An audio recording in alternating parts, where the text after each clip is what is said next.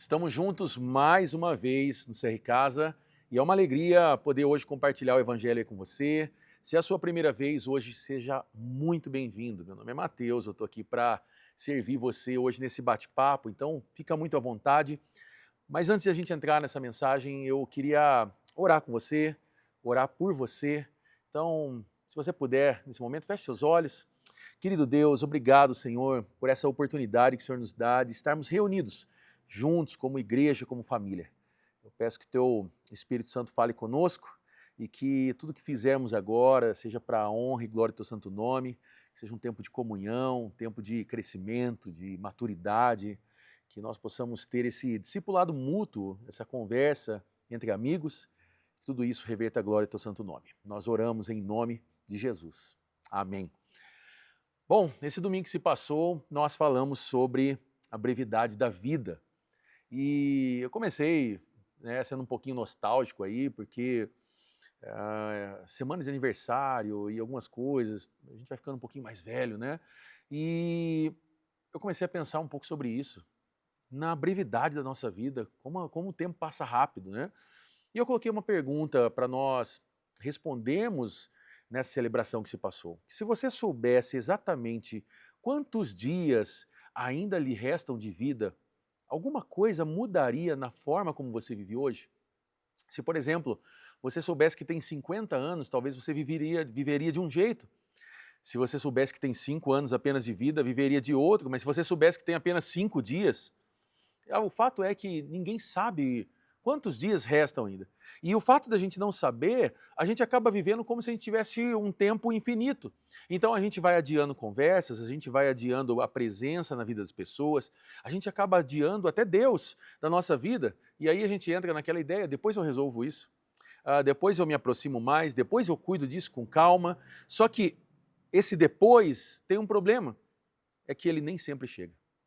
E nós lemos o Salmo capítulo 90 para poder lembrar um pouco sobre isso. E ele é um salmo interessante, considerado o salmo mais antigo da Bíblia. Eu quero encorajar você a fazer a leitura dele nesse momento, porque ele vai ser o texto base para nós entendermos sobre a brevidade da vida. Então, vamos ler agora Salmo capítulo 90.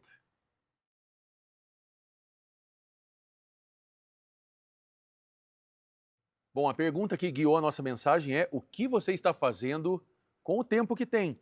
Agora, nós acabamos de ler o Salmo 90 e ele é especial por dois motivos. O primeiro deles é que ele é considerado o salmo mais antigo, como eu disse, dos salmos. E depois disso, uma outra coisa é que ele foi escrito por Moisés. E é interessante porque quando nós entendemos quem foi Moisés, Moisés liderou o povo de Israel por 40 anos no deserto. São 40 anos.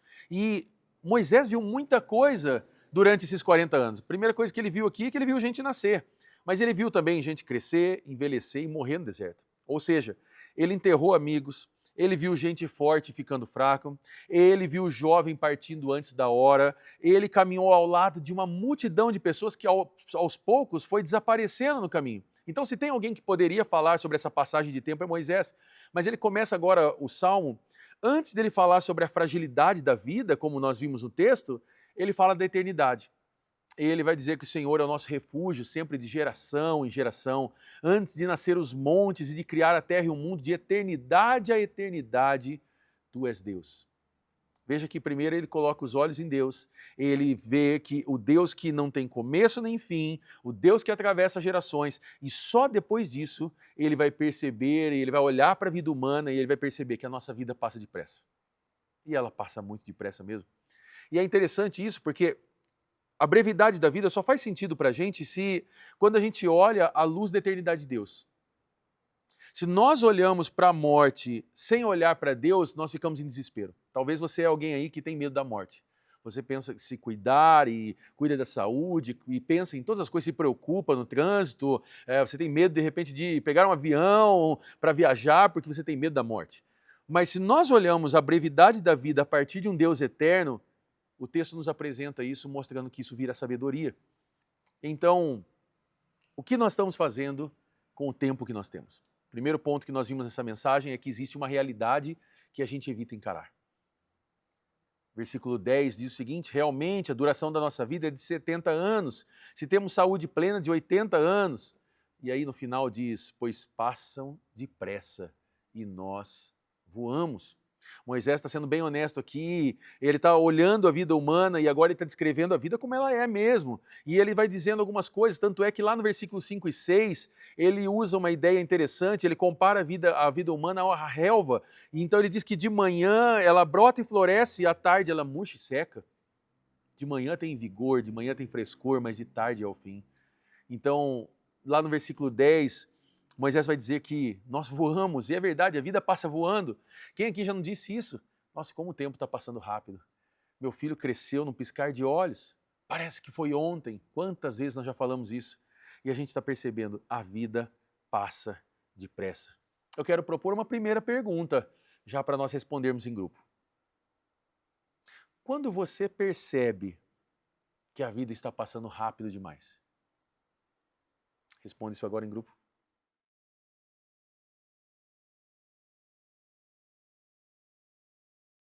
Bom, a gente percebe em várias coisas, né? Talvez sejam nos cabelos que começam a ficar grisalhos, talvez seja naquela dor na coluna, ou de ver nossos filhos crescerem, ou de ver as mudanças do mundo.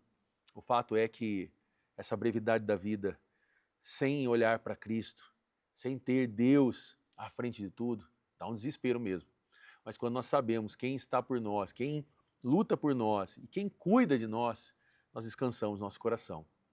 É interessante que Moisés ele continua o texto e ele apresenta algo interessante aqui, porque ao mesmo tempo que ele está mostrando que a vida passa depressa, ele está mostrando por que a vida passa depressa. Tanto é que o versículo 7 e 9 que nós lemos, ele diz que nós somos consumidos pela tua ira, aterrorizados pelo teu furor, conhece as nossas iniquidades, não escapam os nossos pecados secretos à luz da tua presença. E aí ele está dizendo aqui, deixando claro, que a nossa vida não é curta por acaso.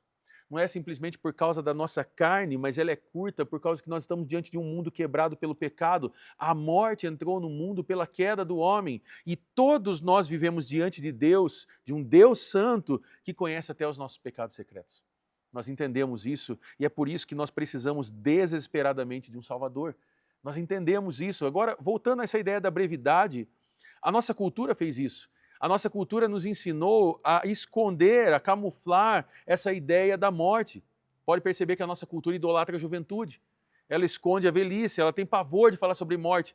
E ela vem de uma ilusão de que se nós nos cuidarmos o suficiente, se nós comprarmos o suficiente, se nós fizermos o suficiente, a gente consegue driblar o tempo. O resultado é que a gente acaba vivendo no automático por causa disso.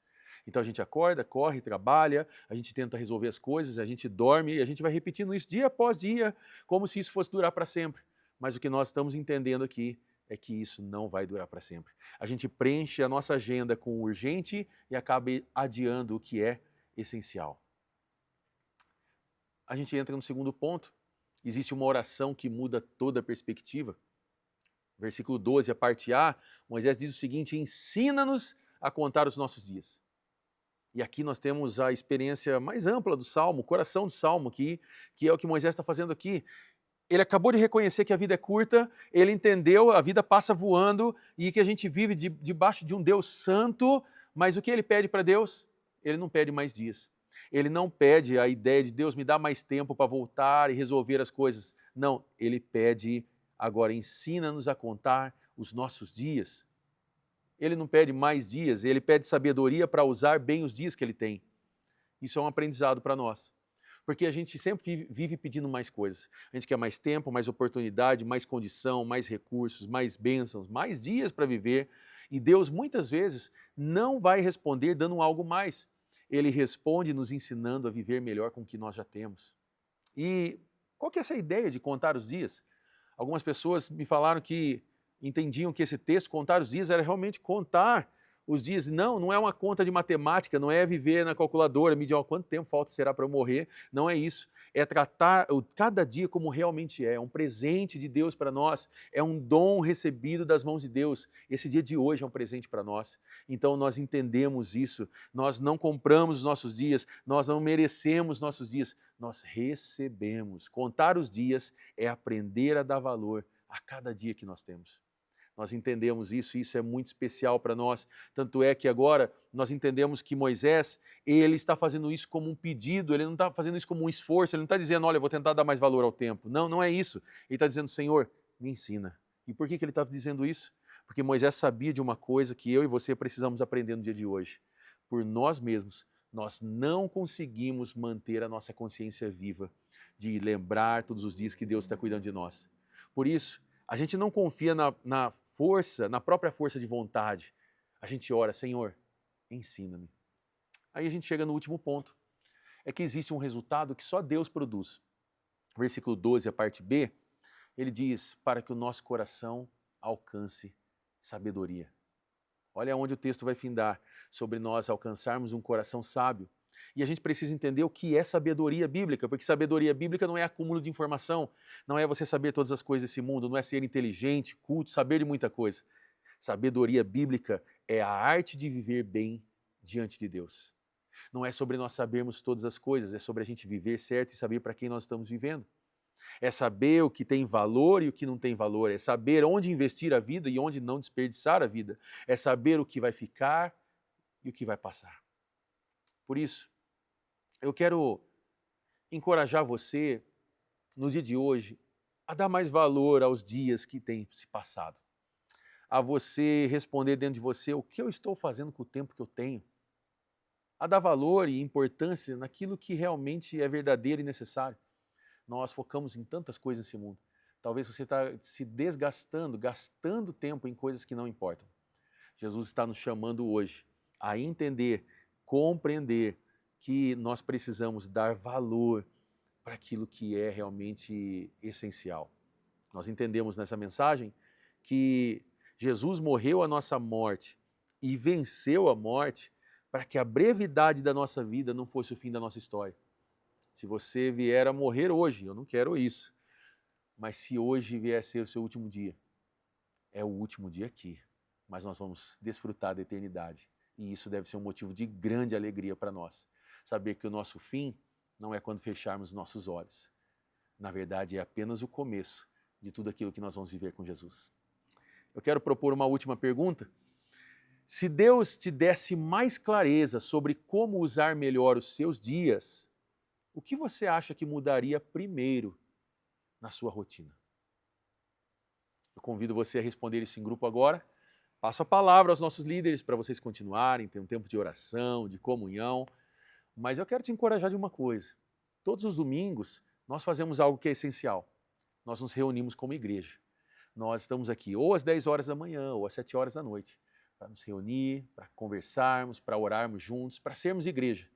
Quando você não vem, fica faltando algo aqui. Quando você não vem, nós enfraquecemos. Por isso, eu quero encorajar você, esteja todos os domingos aqui. Vamos viver juntos tudo aquilo que Deus tem para nós. Que Deus abençoe você, um grande abraço e até mais.